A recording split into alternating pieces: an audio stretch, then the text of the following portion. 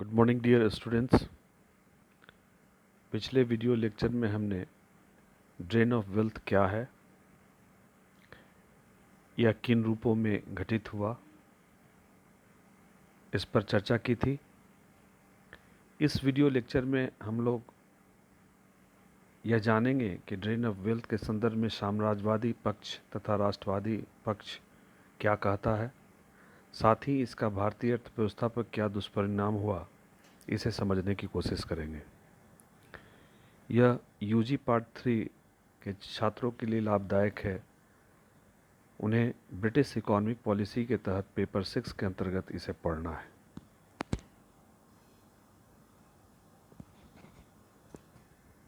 भारत में धन निकासी को लेकर विद्वानों में मतभिन्नता है। ब्रिटिश समर्थक विद्वानों ने धन निकासी की अवधारणा को नकारते हुए वे गलत, भ्रामक एवं ब्रिटिश शासक को जानबूझकर बदनाम करने वाला षड्यंत्र माना है। वहीं दादा भाई नौरोजी ने इसे अनिष्टों का अनिष्ट, इविल ऑफ इविल्स कहा है। ब्रिटिश समर्थक विद्वानों ने अपने पक्ष रखे हैं, जिसका खंडन राष्ट्रवादियों ने किया है। हम लोग एक एक करके दोनों के पक्षों को जानने की कोशिश करेंगे। साम्राज्यवादी पक्ष, समूचे निर्यात आधिक्य को धन निकासी माना गया, किंतु इस निर्यात आधिक्य में एक भाग अदृश्य खर्चा जैसे जहाजरानी, बीमा, बैंकिंग सेवाएं आदि शामिल होता है। इस तरह के अदृश्य मांगों का भुगतान हर देश को करना पड़ता है। वहीं इसके विपक्ष में राष्ट्रवादियों ने कहा कि धन निकासी की अवधारणा ठोस एवं वास्तविक है। अदृश्य आयातों के लिए किया जाने वाले भुगतान से वे भली भांति परिचित थे तथा इस धन निकासी की गणना करने वक्त उन्होंने जहाजरानी के किराए, बीमा व्यय आदि को ध्यान में रखा।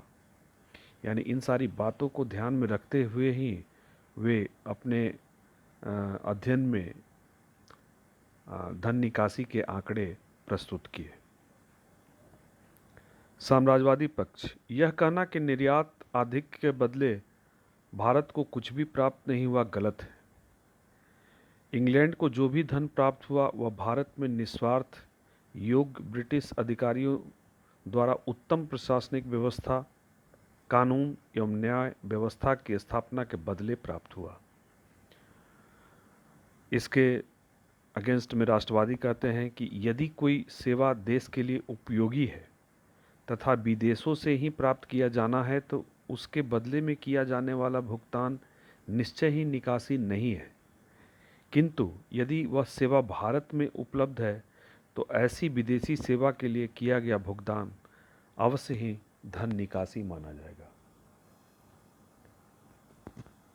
साम्राज्यवादी पक्ष, विदेशों से लिए गए ऋण का इस्तेमाल भारत में रेलवे, सिंचाई साधनों तथा अन्य उद्योगों के विकास के लिए किया गया, जिससे भारत को अंततः लाभ ही हुआ। राष्ट्रवादी पक्ष, विदेशी पूंजी की यहाँ आवश्यकता थी ही नहीं। इसकी आवश्यकता इसलिए पड़ी क्योंकि अंग्रेज भारत की संपत्ति ले जाते रहे। पूंजी संचय कम होने की वजह से पूंजी की जरूरत पड़ी और यह विदेशी पूंजी भी भारत से विभिन्न माध्यमों से हुई ही पूंजी ही थी। यानी यहाँ से जो धन गया और पुनः जो वापस भारत में आया, इसके बारे में राष्ट्रवादियों ने तर्क दिए।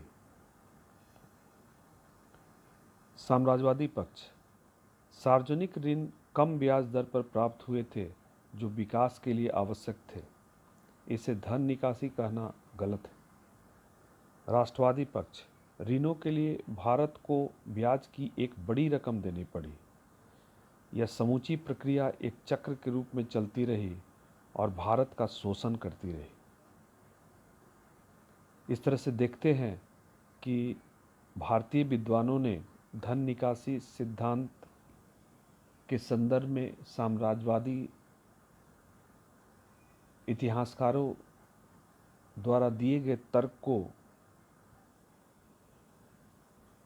बड़ी बेबाकी से जवाब दिया है और हर प्रकार से यह सिद्ध करने की कोशिश की है कि भारत से धन की निकासी हुई। अब इस धन निकासी के क्या दुष्प्रभाव हमारी अर्थव्यवस्था पर पड़ा, इसको हम लोग समझने की कोशिश करते हैं। धन निकासी का भारतीय अर्थव्यवस्था पर गहरा प्रभाव पड़ा। शहरी रोजगार प्रभावित हुए, साथ ही भारतीय धन के गमन से विदेशी व्यापार का ढांचा बुरी तरह प्रभावित हुआ। बड़े पैमाने पर कच्चे और अर्धनिर्मित माल के विदेशी निर्यात से भारत के उत्पादन केंद्र अवश्य ही प्रभावित हुए। दूसरा, कृषक वर्ग तबाह हुआ। किसानों पर भू राजस्व का अधिक बोझ लाद दिया गया तथा इस आय को, यानी इससे जो प्राप्त आय हो रहे थे, उसको पुलिस प्रशासन सेना के ऊपर खर्च किया गया, जिससे यहाँ निर्धनता बढ़ी। तीसरा, कृषि उत्पादन में गिरावट आई क्योंकि पूंजी अभाव किसके पास? किसानों के पास। पूंजी अभाव ने कृषि के आधुनिकीकरण की प्रक्रिया, मॉडर्नाइजेशन ऑफ एग्रीकल्चर, को हतोत्साहित किया और इस कारण से जो है प्रोडक्टिविटी में गिरावट दर्ज की गई।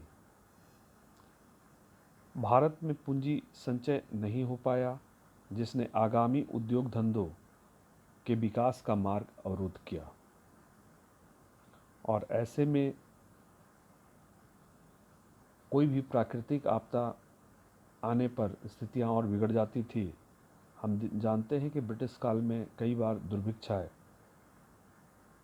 दुर्भिक्ष में लाखों लोगों की मौत हुई क्योंकि जनता के पास अनाज खरीदने के लिए धन मौजूद नहीं था। इस प्रकार हम देखते हैं कि इस धन निष्कासन के सिद्धांत